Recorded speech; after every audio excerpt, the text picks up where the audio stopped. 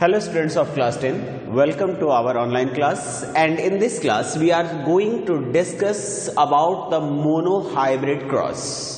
Mono means ek, hybrid cross.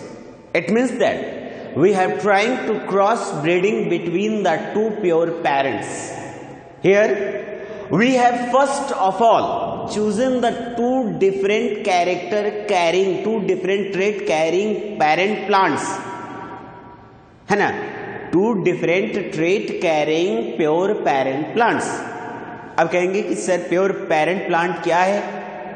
ठीक है, तो प्योर पेरेंट प्लांट का हमने पहले भी डिस्कस किया था कि the parent plants whose chromosome consist of same type, है ना, chromosome consist of same type of genes on the same loci, यानी जो उसके पैरेलल क्रोमोसोम्स होते हैं, उन क्रोमोसोम्स के जो जीन्स होते हैं, उन जीन्स के सेम लोकी, वो जीन्स जो हैं वह आइडेंटिकल क्रोमोसोम्स जो हैं वह सिमिलर क्रोमोसोम्स के सेम लोकी पर अगर अवेलेबल हैं तो ऐसे पेरेंट्स को हम लोग प्योर पेरेंट्स कहते हैं. तो हम लोग अपने मेंडल जो जॉर्ज ग्रिगोर मेंडल हैं, वह ग्रिगोर मेंडल के ही एक्सपेरिमेंट को हम लोग स्टडी करने वाले हैं. ग्रिगोर मेंडल उन्होंने बताया कि फर्स्ट ऑफ ऑल उन्होंने एक पेरेंट प्लांट को चुना और वह कौन सा प्लांट था? Pisum sativum. कौन सा प्लांट? पाइसम सैटिवम, यानी P plant.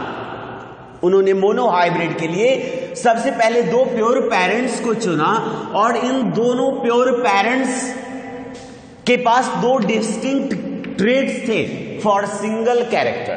It means that वह कैरेक्टर था हाइट. कौन सा कैरेक्टर? हाइट. ठीक है, इस हाइट के दो ट्रेट्स थे, एक टॉलनेस, ठीक है, टॉलनेस, और दूसरा था सेकेंड ड्वार्फनेस.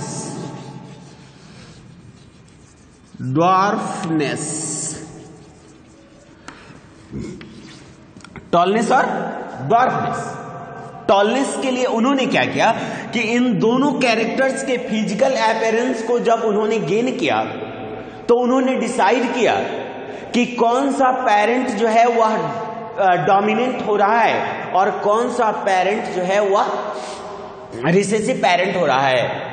क्योंकि हम खुद एक्सपेरिमेंट नहीं कर रहे, हम किसी के एक्सपेरिमेंट को स्टडी कर रहे हैं, तो फिर हमें जो है उसके लिए उन्हीं के एक्सपेरिमेंट किए गए एक्सपेरिमेंट को यूज कर रहे हैं. ठीक है, और इसलिए हमने पहले ही डिटरमाइन कर लिया है कि डोमिनेंट कौन होगा और रिसेसिव कौन होगा.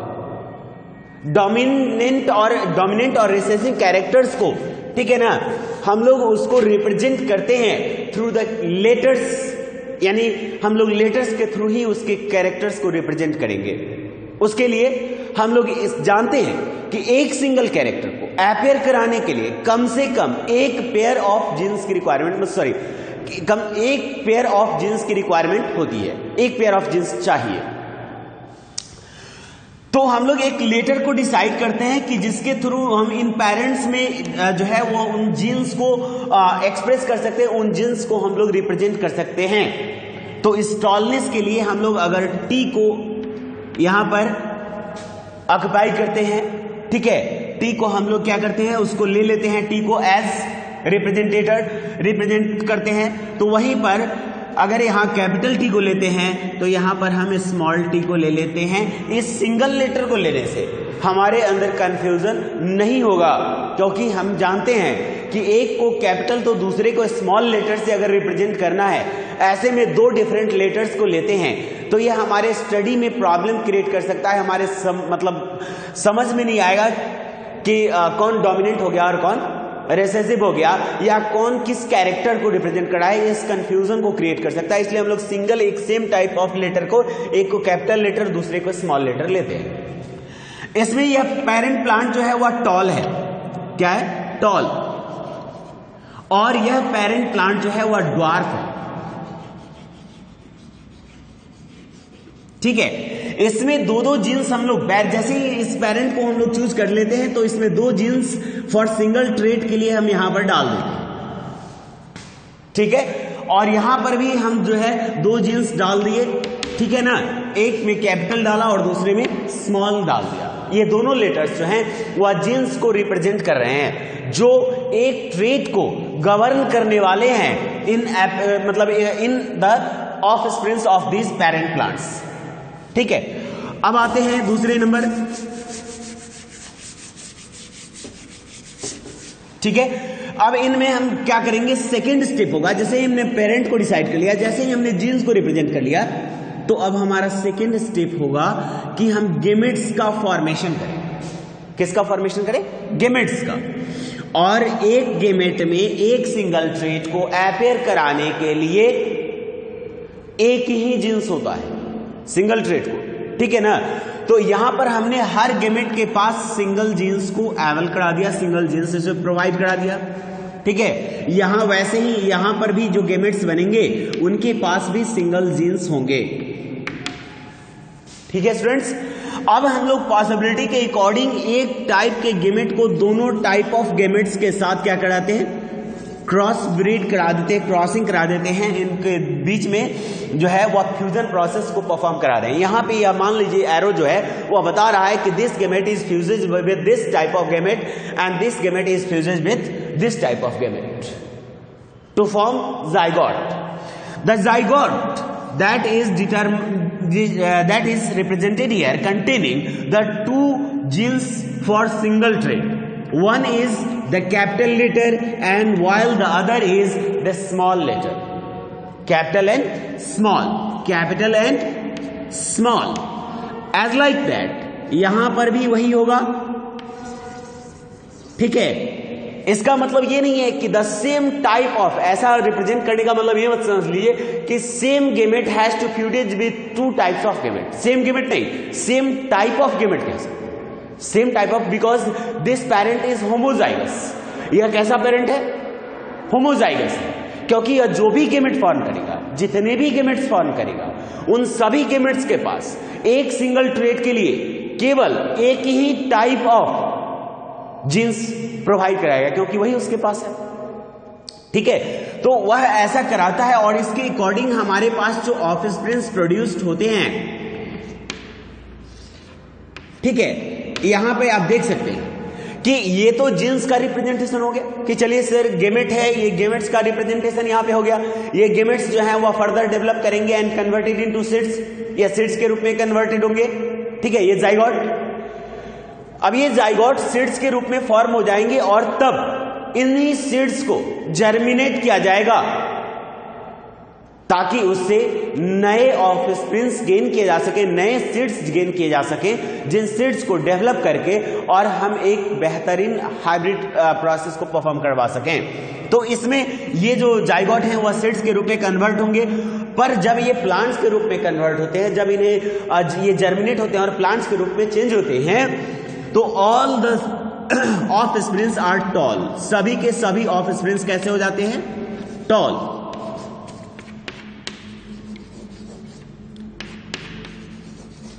ठीक है, सभी ऑफस्प्रिंग्स जब टॉल हो जाते हैं तो यहां पर एक मतलब जो है कंक्लूजन आता है कि यहां पर एक ही पेरेंट का कैरेक्टर फिजिकली यहां पर अपेयर हुआ और वह पेरेंट था ये पेरेंट 1, और पेरेंट 2 का जो कैरेक्टर है वह क्या हो गया? ट्रेट जो है वह डिसअपियर्ड हो गया इन विच जनरेशन? तो इस जनरेशन को हम लोग कहते हैं F1 जनरेशन, यानी फर्स्ट फिलियल जनरेशन कहते हैं। फर्स्ट फिलियल जनरेशन में पेरेंट 1 का यानी टॉल पेरेंट का कैरेक्टर सब में अपेयर हुआ, जबकि पार्टिसिपेट तो इस रिप्रोडक्शन में इस ड्वार्फ प्लांट ने भी किया था। पार्टिसिपेशन तो ड्वार्फ का भी था, लेकिन कैरेक्टर किसका अपेयर हुआ? ओनली टॉल पेरेंट का। और इसलिए F1 जनरेशन में मैक्सिमम ऑफस्प्रिंग्स के पास जो कैरेक्टर अपेयर हुआ, ठीक है, उसी को हम लोग मान लेते हैं कि इट इज डोमिनेंट। अब हम डिसाइड करके लिख सकते हैं कि this parent 1 is dominant, parent 1 is dominant.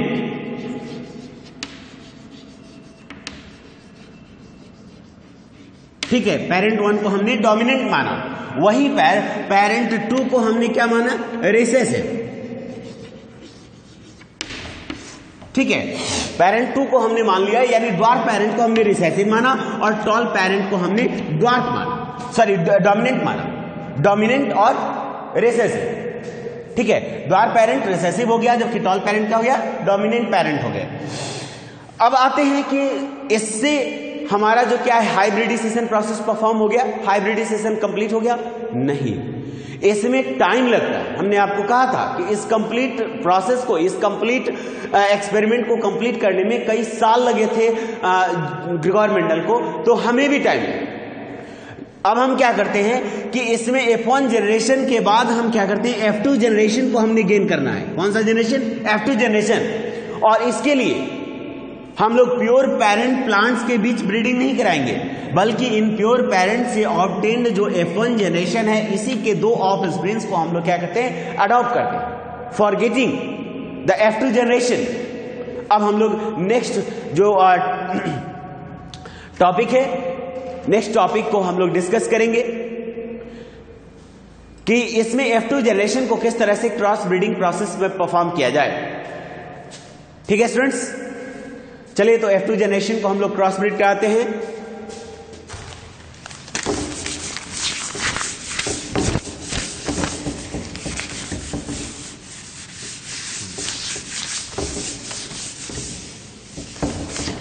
अब देखिए F2 जनरेशन में हमने देखा था कि जो दो ऑफस्प्रिंग्स हमें गेन हुए थे, उनके पास जो जीन्स था, एक कैपिटल और एक स्मॉल, एक कैपिटल और एक स्मॉल। अब यह जो गेमेट फॉर्म करेंगे वह 2 तरह के, ये होमोजाइगस नहीं होंगे, क्योंकि प्योर पेरेंट्स कैसे थे, होमोजाइगस थे, और ये जो होंगे वह हेट्रोजाइगस होंगे, क्योंकि वह 2 डिफरेंट टाइप्स ऑफ गेमेट्स को फॉर्म करेंगे। ठीक है, यहां पर एक के पास इसने क्या दिया, कैपिटल टी जीन दिया, वहीं पर दूसरे को क्या दिया, स्मॉल, यानी 2 डिफरेंट टाइप्स ऑफ गेमेट्स को इन्होंने फॉर्म किया। चलिए, गेमेट्स फॉर्मेशन हो गया। अब हम क्या करते हैं कि इन दोनों पेरेंट्स के बीच में फ्यूजन प्रोसेस को परफॉर्म करवाते हैं, सॉरी गेमेट्स के बीच में फ्यूजन करवाते हैं, और इस तरह से हम नए ऑफस्प्रिंग्स को गेन करते हैं। ठीक है स्टूडेंट्स, इसके पास जो जीन्स आया that is capital T and capital T, आप देख सकते हैं capital and capital, so capital capital, यहां पे आ गया एक कैपिटल और एक स्मॉल टी, दूसरे में आया एक स्मॉल, सॉरी एक कैपिटल एंड अगेन एक स्मॉल, और यहां पर आ गया दोनों के दोनों स्मॉल एंड स्मॉल। अब जब हम फिजिकल कैरेक्टर को डिटरमाइन करेंगे तो यहां पर यह जो है वह क्या हो जाएगा, टॉल, टॉल, यह भी हो गया टॉल, ये भी रह गया टॉल, और ये कौन हो गया, तो ये हो गया ड्वार्फ। ठीक है, अब इसके पास चूंकि दोनों डोमिनेंट जीन है, इसलिए इसके पास टॉलनेस है, इसके पास एटलीस्ट 1 जीन है जो कि डोमिनेंट है, इसलिए यह टॉल हो गया, इसके पास भी सेम है, बट इसके पास दोनों के दोनों जीन्स रिसेसिव हो गए, सो यह इसका कैरेक्टर जो होगा वह अपने रिसेसिव पेरेंट की तरह होगा। तब हम क्या करते हैं कि इसका अब रेशियो बनाते हैं, इसी जनरेशन को हम लोग कहेंगे F2 जनरेशन। कौन सा जनरेशन कहेंगे, F2 जनरेशन कहते हैं। इसी F2 जनरेशन का हमें रेशियो बनाना होगा। इसके पास 2 तरह के कैरेक्टर्स हैं, इसके पास जो कैरेक्टर हैं वह 2 तरह के कैरेक्टर्स हैं। ठीक है, और इसके अकॉर्डिंग हम लोग रेशियो, मतलब जो है इसका ये रेशियो बनाते हैं। इसमें रेशियो भी 2 तरह का होता है, एक जीनोटाइपिक रेशियो, आपको भी पता है क्योंकि हमें डिस्कस कर चुके क्लास में। ठीक है, एक है जीनोटाइपिक रेशियो और दूसरा है फेनोटाइप। जीनोटाइपिक में होगा आपका